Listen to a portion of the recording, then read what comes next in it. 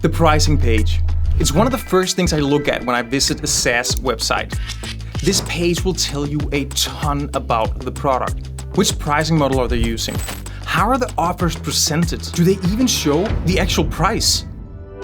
I have spent so much time staring into the screen, looking at and comparing different pricing pages. Because here's the thing. How you present your SaaS offer is one of the most crucial parts of converting paying subscribers. In this video, I'll show you 7 outstanding examples that you can take inspiration from.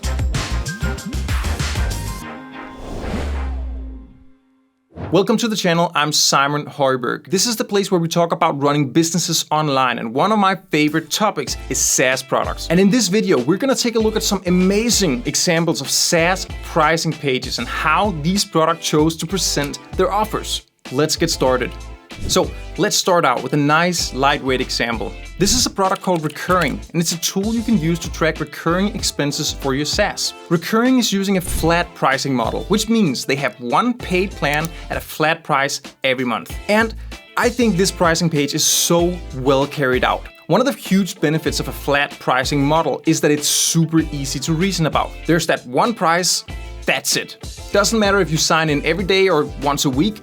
Doesn't matter if you're tracking 20 services or 200. For anything over 10 services, there's that one price, which in turn makes it super easy to make a decision. Recurring has doubled down on this by making a very minimalistic yet modern and fresh design. Lots of space, lots of air, almost no text. This is clearly designed to make it very easy for people to make a buying decision. Super well presented. So the next one is quite different. It's a product called Testimonial, and it's a service you can use to collect testimonials from various social platforms and present them on your website. Here we have 4 different plans at different prices. It's still using a flat price for each plan, and we can see how these plans are actually stacking on top of each other, including everything from a lower plan plus some additional features and limits. This is what's known as a tier-based pricing model, and it's probably the most common one we see. Testimonial also has a free plan with limited features, which is what we call a freemium model. They also highlighted which plan is the most popular among its users, and whether this is actually the plan most users pick is kind of hard to say. When you have multiple plans like this, it's a very common pattern that you have an anchor, which is the most highly priced tier, but probably the least picked one. But it's there to make the other plans seem less pricey in comparison. And then you have the plan in the middle highlighted, because there's a tendency that we don't want to pick the cheapest one. Though we also feel like we might not need the most expensive one, so we go for the one in the middle, which is also the most popular choice. And we tend to be impacted by what most other people choose. This is all basic sales psychology going way back from before software and subscriptions, and it's applied almost everywhere. Whether the ultimate plan is in fact Testimonial's most popular plan is hard to say. It very well could be, but you'll see this exact pattern on most pricing pages with multiple tiers, and it's not a coincidence that it's never the least or the most expensive plan that's highlighted. In any case, Testimonial's pricing page is very well carried out, and their offers are super well presented. I actually know the founder, and I happen to know that this pricing page converts very well. The SaaS that I'm running, FeedHive, is actually using the very same pricing model. FeedHive is a social media marketing platform, and we also use a tier-based pricing model. We used to have a free plan as well, but we actually retired it recently. So today, it's simply a tier-based model with different prices for different sets of features. And also here, you can see how we highlighted the brand plan. We're not explicitly saying it's the most popular, but we're making this one stand out. And with FeedHive, I can reveal that the brand plan is in fact the plan most users subscribe to. All right, let's go on to something a bit more exotic. This is ChartMogul, an analytics platform for SaaS products. ChartMogul is doing something that looks like a usage-based pricing model.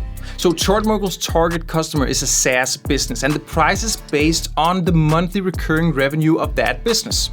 It's not exactly usage in the traditional sense, but it's still a key metric in relation to what they're selling, which is financial analytics. And here's the thing, with usage-based pricing, things often can get a bit confusing. So if this seems a bit confusing to you right now, I totally understand. Which is also why we have to appreciate how super well this pricing page is carried out. Look at this. Any SaaS company knows what their MRR is. So you simply slide this back and forth to match your current rate, and you'll see which plan you land on. By far, this is one of the best pricing pages I have ever seen. But let me just talk about ChartMogul for a moment here, because they are actually the sponsor of this video. When you're running a SaaS business, there are certain key metrics you need to be familiar with, and it's important to track these correctly. MRR, churn, acquisition cost, lifetime value, average revenue per user, cash flow, and so on. Do you know how to correctly calculate these? It's not that simple math. There are a lot of components going into these, and there are certain standards and best practices you need to know about. Often enough, this gets so complex that you need a specialist to actually do it right. Here's how we used to do it at FeedHive. I would export all the entries from Stripe as CSV and upload them into a spreadsheet. Then I'd Google all the right formulas to calculate the different metrics. Normally, I had to pick between a handful of different variants of those formulas, because different websites show it differently, and because I don't know better, I just pick the one that looks the easiest. Then I'd spend a lot of time entering all these formulas into a spreadsheet. Things would get very complex, something would look wrong. I'd do the whole thing again until it kinda looked right, and yeah, I'd just be happy that my startup is bootstrapped and that I wouldn't have to show this to any shareholders, because I would not have much confidence that these figures were even correct. And the whole thing would be super tedious and time consuming. Until I found ChartMogul. ChartMogul integrates with a number of different payment platforms, such as Stripe. It will automatically import all the latest data, clean it up, and instantly start calculating important KPIs such as MRR, churn, LTV, ARPU, and so on, using all the best practices and conventions from the industry. Now, all the insights you need will be available on a dashboard, and ChartMogul has a lot of rich segmentation features that enable you to discover hidden insights and identify new ways to optimize your SaaS business. For more complex cases, you can also use ChartMogul's auditing tools to pinpoint potential inconsistencies in your dataset and easily clean it up by using its data cleaning tools. And of course, if you want to publish or export the results to another destination, ChartMogul made that super easy and fully automatic as well.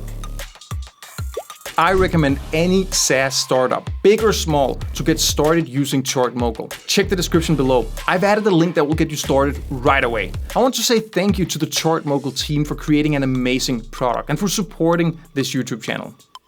Alright, let's go on to the next one. It's another product that I'm a huge fan of. Of course, it's Stripe. Stripe is using a usage-based pricing model as well, and in a lot of ways, their pricing page reminds a bit of the first one we saw from Recurring. It's super simple, no big wall of text, a lot of spacing, and even though the price is usage-based, it's still really easy to follow and reason about it. 2.9% of each transaction, plus 30 cents. This means that you can get started for free, and that you simply pay Stripe a small cut of the revenue Stripe is handling for you. Now, Stripe does have a bunch of add-ons you can subscribe to as well, but they all follow the very same pricing model. Small cut of the revenue. And yeah, I'm not even gonna start commenting on how well designed and well presented this is.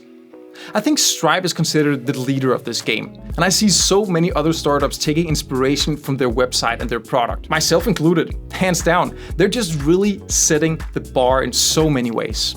Now, this next one has a pretty interesting small touch that I really like. Let's take a look at ClickUp. ClickUp is a project management tool, and as we see, they both use a freemium model, but they also use what appears to be tier-based pricing, but in fact, this is what's called user-based pricing. This is because it's a collaboration tool, so we see a price per member per month. And on top of that, we have different tiers based on different sets of features. This is a pricing model that's becoming more and more common, since more and more tools are built around the concept of having multiple team members collaborate with each other. We see the same thing with GitHub, which is a place where software engineering teams can collaborate on code, or Google Workspaces, where an organization can manage emails, storage space, and so on. And one thing is that ClickUp's pricing page looks really super nice and their offer is really well presented, but here's the thing I really love.